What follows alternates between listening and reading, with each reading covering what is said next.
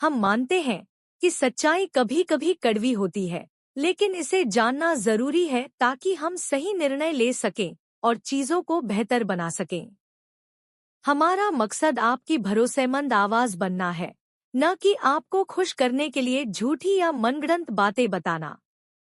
इसलिए हमारी सच्चाई को समझें और उसका समर्थन करें। सही और सच्ची खबरें सुनना और उसे दूसरों तक पहुंचाना ही समाज में बदलाव ला सकता है।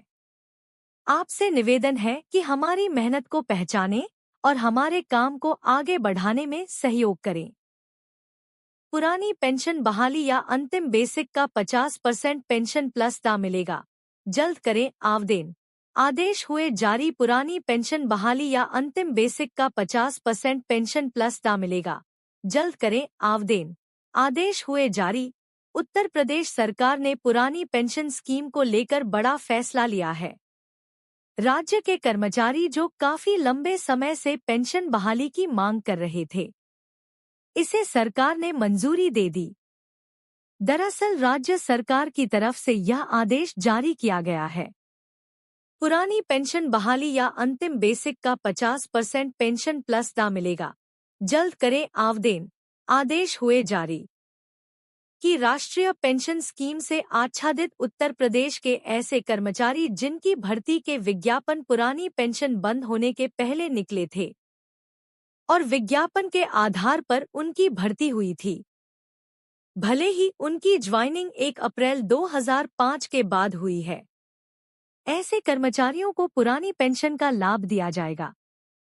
अगर आप भी उत्तर प्रदेश राज्य के सरकारी कर्मचारी हैं, तो यह आर्टिकल आपके लिए बहुत ही ढास होने वाला है, क्योंकि सरकार के द्वारा पुरानी पेंशन बहाली या अंतिम बेसिक का 50% पेंशन के रूप में दिया जाएगा। तो चलिए जानते हैं इस बारे में विस्तार से जानकारी। ओल्ड पेंशन स्कीम पुरानी पेंशन बहाली को लेकर मांग।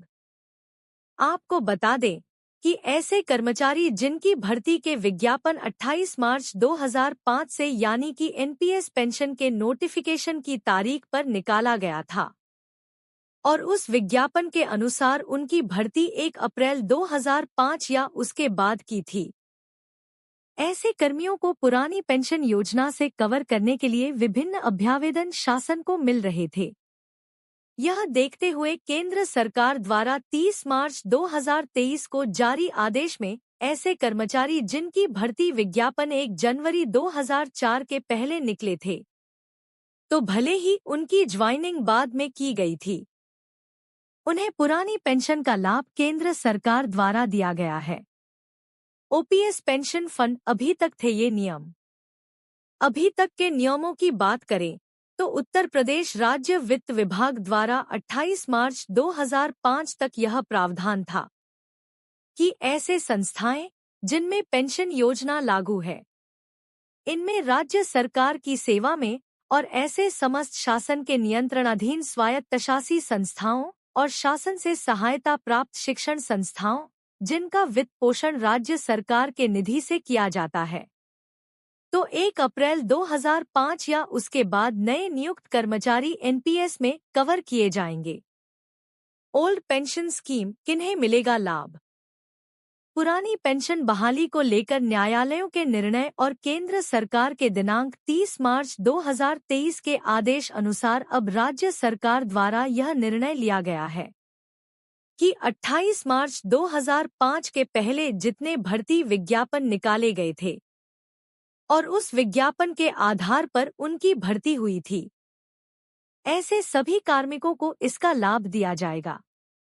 इसमें सरकार के कार्मिकों एवं परिषदीय विद्यालयों, शासन से सहायता प्राप्त शिक्षण संस्थाओं, राज्य सरकार द्वारा अनुमोदित स्वायत्तशासी संस्थाओं जिनमें पेंशन योजना लागू रही है और जिनका वित्त पोषण राज्य सरकार निधि से किया जाता है, उन्हें पुरानी पेंशन का लाभ मिलेगा। ओपीएस पेंशन बहाली को लेकर शिक्षकों की उठी आवाज। 18 दिसंबर को होगा लखनऊ में विरोध प्रदर्शन। देखें, ओपीएस पेंशन बहाली को लेकर शिक्षकों की उठी आवाज। 18 दिसंबर को होगा लखनऊ में विरोध प्रदर्शन। देखें, उत्तर प्रदेश माध्यमिक शिक्षक संघ की बैठक रविवार को क्रिश्चियन इंटर कॉलेज परिसर में हुई। पुरानी पेंशन की मांग को लेकर शिक्षकों ने प्रदेश सरकार पर शोषण का आरोप लगाते हुए विरोध किया। इसके साथ ही निर्णय लिया कि 18 दिसंबर को लखनऊ में धरना प्रदर्शन में अपनी आवाज उठाएंगे। ओपीएस पेंशन बहाली को लेकर शिक्षकों की उठी आवाज। 18 दिसंबर को होगा लखनऊ में विरोध प्रदर्शन, देखें। बैठक को संबोधित करते हुए प्रांतीय कार्यकारिणी सदस्य कृष्णानंद दुबे ने कहा कि पुरानी पेंशन हमारा अधिकार है।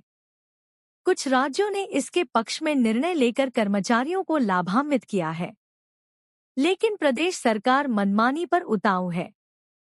अगर आप भी उत्तर प्रदेश राज्य के एक कर्मचारी हैं, तो ये खबर आपके लिए बहुत ही खास होने वाली है। चलिए आप सभी को इस पुरानी पेंशन योजना के नए अपडेट पर जानकारी बताते हैं। पेंशन फंड 18 दिसंबर को लखनऊ में प्रदर्शन। उत्तर प्रदेश सरकार की उपेक्षात्मक नीतियों से हर कर्मचारी परेशान हो चुका है। हम अपनी पुरानी पेंशन के अधिकार को हर हाल में लेकर रहेंगे। 18 दिसंबर को प्रांतीय नेतृत्व के आह्वान पर प्रदेशव्यापी आंदोलन के अंतर्गत लखनऊ में धरना दिया जाएगा। ओल्ड पेंशन स्कीम आगरा में भी होगा संगठन का सम्मेलन। जिला मंत्री विजय कुमार पीटर ने कहा कि इस विरोध के बाद 7 से 9 जनवरी 2025 में आगरा के मुफीदयाम इंटर कॉलेज में संगठन का प्रदेश सम्मेलन होगा। इससे पूर्व संगठन से जुड़े प्रत्येक शिक्षक को लखनऊ पहुंचकर पुरानी पेंशन के लिए अपनी आवाज मुखर करनी होगी।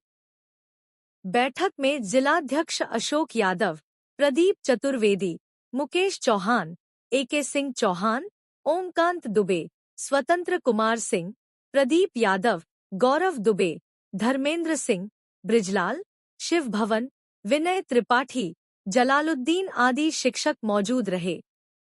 OPS pension fund OPS pension बहाली को लेकर शिक्षकों की उठी आवाज।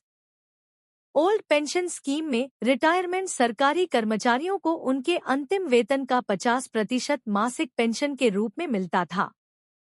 दिए दरों में वृद्धि के साथ राशि बढ़ती रहती है। कर्मचारी रिटायरमेंट पर अधिकतम 20 लाख रुपए के ग्रेच्युटी भुगतान के हकदार थे। यदि किसी रिटायर्ड कर्मचारी की मृत्यु हो जाती है, तो उसके परिवार को निरंतर पेंशन लाभ मिलता है। इसके अलावा एनपीएस के विपरीत ओपीएस के तहत पेंशन योगदान के लिए कर्मचारी के वेतन से कोई कटौती नहीं की जाती है। हिमाचल प्रदेश, राजस्थान, छत्तीसगढ़ और पंजाब जैसे राज्य पुरानी पेंशन योजना पर वापस आ गए हैं।